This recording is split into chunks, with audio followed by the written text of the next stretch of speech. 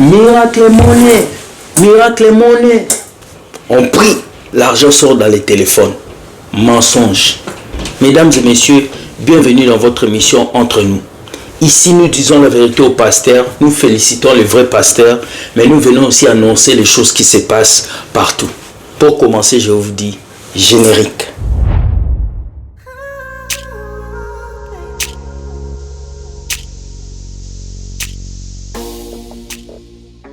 Dites toujours, frère William, pourquoi tu dénonces les faux pasteurs? Pourquoi? Aujourd'hui, ce sont les pasteurs qui dénoncent les faux pasteurs. Oui, les pasteurs qui dénoncent les faux pasteurs. Écoutez ce pasteur, ce qu'il va vous dire. Écoutez, miracle et monnaie, miracle avec la nourriture. Écoutez, écoutez-le, écoutez. There is no miracle a pastor will perform today that will make a food to fall from heaven. Anywhere you see such miracle is a fake miracle. Quote me anywhere. Miracle money is fake. It doesn't happen. You can pray and God can use somebody to give you money, but for money to just enter your account without knowing who sent it is a scam. Qu'est-ce que ce pasteur a dit? Il a dit tout pasteur qui prie pour que l'argent sorte dans ton téléphone, c'est mensonge. Tout pasteur qui prie pour que l'argent sorte dans ton compte bancaire, c'est le mensonge. Il doit prier pour toi pour que tu aies un travail, que tu trouves l'argent. La même chose, on ne prie pas pour l'argent, on prie pour que Dieu nous donne les moyens d'avoir l'argent. Ces pasteurs sont devenus des multiplicateurs de billets. Je vous ai déjà dit, vous les pasteurs qui faites des miracles et monnaie, quand est-ce que vous allez rendre l'Afrique riche? Il faut que le gouverneur des pays, les gouvernements, puissent appeler tous ces pasteurs qui font les miracles et monnaie. Vous allez multiplier les billets. Comme ça en Afrique, on n'aura plus de pauvres. Comme ça en Afrique, on n'aura plus de gens qui pleurent, qui manquent d'argent. Mais comment vous faites des miracles et monnaie et en Afrique, il y a toujours des pauvres? Comment vous faites des miracles et monnaie, mais dans vos églises, les gens continuent de souffrir? Si vous faisiez des bons miracles et monnaie, on n'allait pas avoir de pauvres en Afrique. Vous allez faire sortir les 100 millions de dollars, les 400 millions, on va partager à tout le monde. L'Afrique sera très riche, l'argent va tomber partout. Parce que vous êtes des voleurs. Qu'est-ce que vous faites? Vous faites des business avec les gens qui sont déjà à côté. Quand vous faites votre miracle, ils envoient l'argent dans les téléphones des gens qui sont dans les églises. On connaît ça.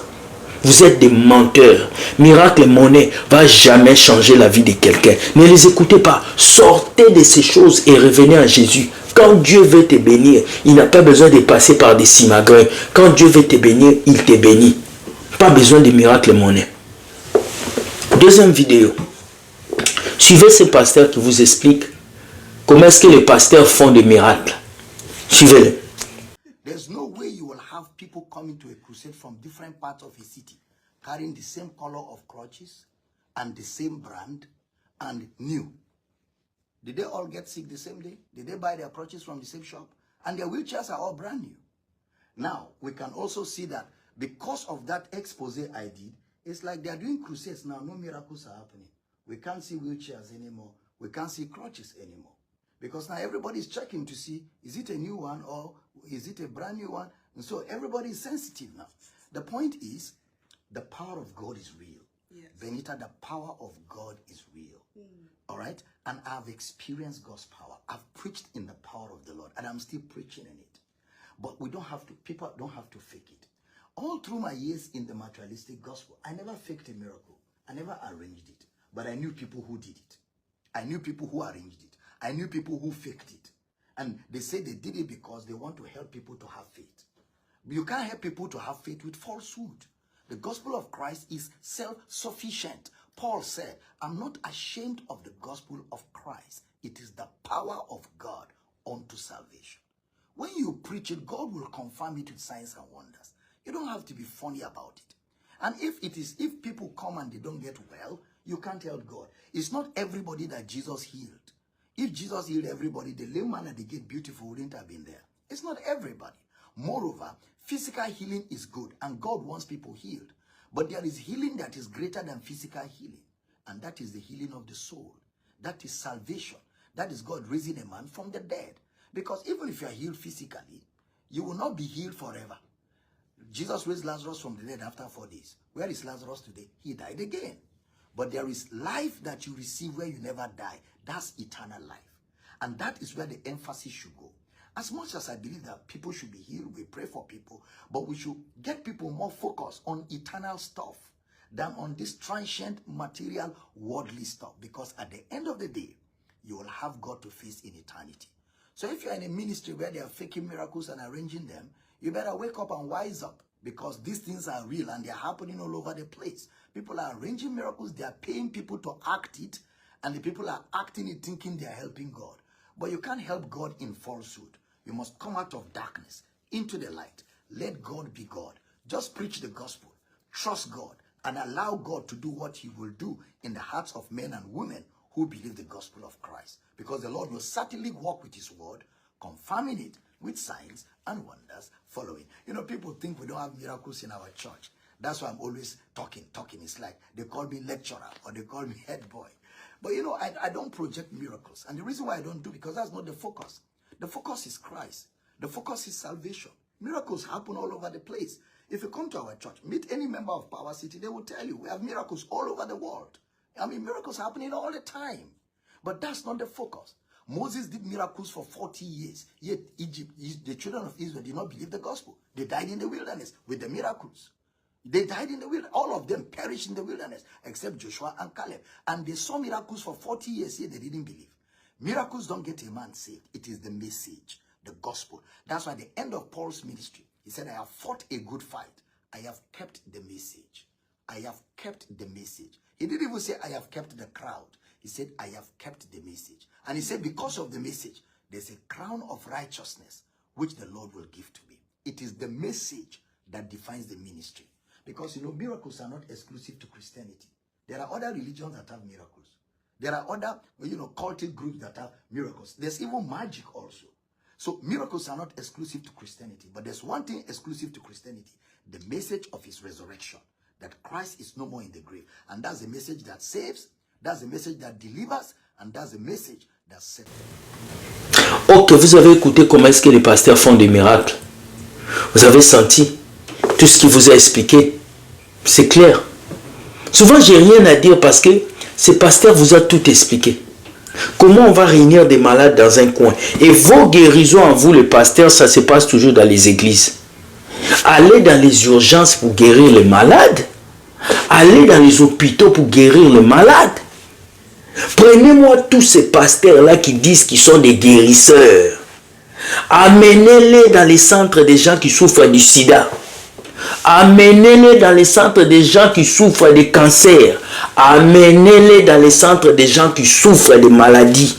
Ils doivent sortir de là-bas, ils ont guéri tout le monde. C'est important. Pourquoi nous devons toujours éloigner ces choses? Amener ces pasteurs dans les centres de ces personnes-là qui souffrent. Vous les amenez et on voit s'ils peuvent les guérir. Le seul endroit où ils savent guérir, c'est dans leurs églises. Le seul endroit où ils savent guérir, c'est dans leurs églises et dans les hôpitaux. Dans les hôpitaux de vos pays, il y a des malades. Dans les hôpitaux où là vous êtes, il y a des malades. Dans le quartier où vous avez créé vos églises, il y a des malades. Pourquoi vous n'allez pas dans les urgences pour prier pour ces malades? Parce que tous ceux qui viennent dans vos églises, ce sont des menteurs. Quelqu'un qui est aveugle depuis sa naissance, il ne voit pas, il n'a jamais vu de couleur. On prie pour lui, il ouvre les yeux. On lui dit ça c'est quelle couleur? Vert, vert, vert. Mais comment il sait que c'est la couleur verte? Comment il sait? Il n'a jamais vu la couleur verte. Comment il sait? Mensonge. À partir d'aujourd'hui, le pasteur qui veut qu'on puisse croire en ces miracles-là, tu vas aller guérir les gens à l'hôpital. Tu vas aller guérir à l'hôpital. Troisième vidéo. Je vous ai toujours dit, la sédentarité va tuer les chrétiens. Beaucoup de chrétiens pensent qu'ils seront riches à l'église. Donc, ils seront riches s'ils viennent à l'église. Voilà pourquoi vous voyez du lundi au dimanche, ils sont dans les églises. Beaucoup de chrétiens pensent qu'ils seront prospères s'ils prient du lundi au dimanche à l'église. Mais vous vous trompez. La prière ne rend pas riche. La prière enrichit ton âme. C'est le travail et l'investissement qui enrichit ta vie physique. La prière n'a jamais enrichi quelqu'un. Même Jésus, quand il a fait sortir l'argent de la bouche du poisson, c'était une pièce. Ce n'était pas des millions. Alors les chrétiens aujourd'hui rêvent d'une somme d'argent qui tombera comme ça. C'est faux. Suivez cette vidéo de ces pasteurs et nous revenons. Suivez-le. Church and you are thinking you will prosper in the church when you have nothing doing. Let me tell you, time have gone. People's eyes are opening. Anybody who is not working does not have a channel where God can use to bless him. Do you hear what I say? For whatsoever you lay your hand, I will bless. Do you hear what I said? Whatever you lay your hands, I will do what? If you are sleeping in the church, if you are still these people that some of our brothers, men of God like me, is talking to on the pulpit, telling you that you should be sleeping in the church praying, my dear, you are one of the problems the kingdom is going to have again. J'ai dit, c'est qu'aujourd'hui c'est fort. Aujourd'hui c'est fort. Ce pasteur a dit quoi? Vous ne pouvez pas aller dans une église où le prophète dit reçois l'onction des finances. Je te rends riche. C'est un menteur. C'est un menteur. L'onction de finances n'existe pas. Il existe l'onction du Saint-Esprit. Si tu veux les finances, tu dois aller à la banque. Si tu veux les finances, tu dois travailler, tu gagnes l'argent et puis tu commences à investir. Si tu veux les finances, tu dois chercher les banquiers, les crypto-monnaies, les gens qui travaillent dans l'argent.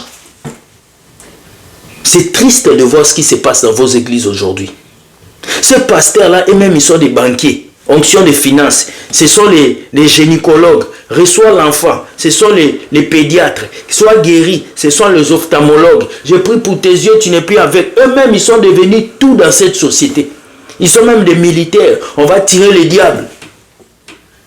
Il est temps que vous vous réveillez. Ne vous laissez pas piétiner. La Bible dit, mon peuple périt parce qu'il lui manque de la connaissance. Ouvrez vos yeux. Ne vous laissez pas diriger par ces pasteurs-là. Jésus a dit, lorsqu'il reviendra, est-ce qu'il trouvera encore la foi? À force de perdre la foi, vous commencez à vous accrocher à des personnes qui ne peuvent rien vous donner. Sur ce, je vous dis, soyez bénis. Dieu gagne toujours.